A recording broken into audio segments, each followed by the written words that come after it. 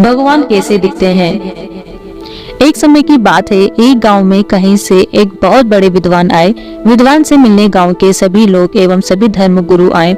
उनके समक्ष सभी गुरुओं ने अपने अपने धर्म के अनुसार ईश्वर के स्वरूप का बखान किया और बतलाया कि ईश्वर वैसा ही होता है जैसे उनके धर्म में कहा गया है, बाकी के धर्म गलत बतला रहे हैं।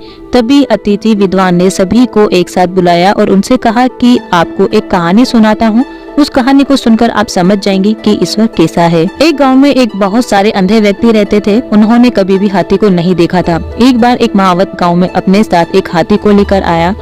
अब गांव में चारों तरफ हाथी के आने की चर्चा थी। अंधे व्यक्ति हाथी को देख नहीं सकते थे, किंतु वह उसे स्पर्श कर उसका अनुभव लेना चाहते थे। सबसे पहले सबसे बुजुर्ग अंधे व्यक्ति ने हाथी की पीठ में हाथ लगाया और उसे हाथी दीवार की तरह महसूस हुआ। इसके पश्चात दूसरा अंधा व्यक्ति हाथी के पास आया और उसने हाथी के कानों को छुआ। उसे हाथी सूपे के समान प्रतीत हुआ। अब तीसरे अंधे व्यक्ति की बारी आई। उसने हाथी के सर को छुआ तो उसके हाथ हाथी की सूंड आई, जो उसे कोमल पेड़ के तने के समान प्रतीत हुई। जब चौथे व्यक्ति ने हाथी को छुआ तो उसके हाथों में हाथी का पैर आया, वो उसे खंबे के समान महसूस हुआ। पांचवें व्यक्ति ने हाथी को छुआ तो उसकी पूंछ आई, जो उसे मोटी रस्सी के समान प्रतीत हुई। हाथी को छूने के बाद सभी अंधे व्यक्ति अपनी अपनी जगह आ गए और एक दूसरे से अपना अनुभव साझा करने लगे। पहला व्यक्ति बोला, भाई हाथी तो दीवार की तरह होता है। उसकी बात सुनकर दूसरा व्यक्ति कहता है, नहीं नहीं, हाथी तो सूपे की तरह होता है।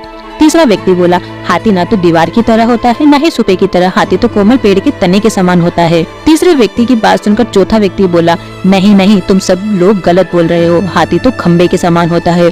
अंत में पांचवा व्यक्ति कहता है, आप लोगों को कुछ भी नहीं मालूम, हाथी तो एक मोटी रस्सी के जैसा होता है। इस तरह उन पांचों व्यक्तियों में आपस में बहस होने लगती है। सभी को लगता है कि वे ही सही हैं, बाकी सब गलत है। उन सब की बहस ने आपसी झगड़े का रूप ले लिया। तभी वहाँ पर एक विद्वान गुजर रहा था।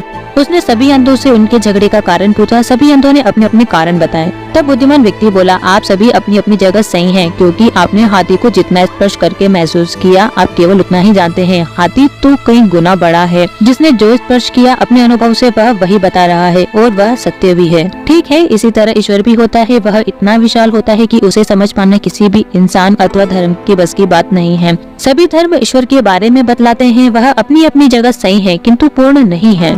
ईश्वर को जिसने जितना समझा वह उसके बारे में उतना ही बतला पाता है और सोचता है कि मैं अथवा मेरा धर्म ही सही है, बाकी सब गलत है, जबकि वास्तव में सभी धर्म अपने अपने स्थान पर सही हैं। तो दोस्तों, आज की इस कहानी से हमें क्या शिक्षा मिलती है?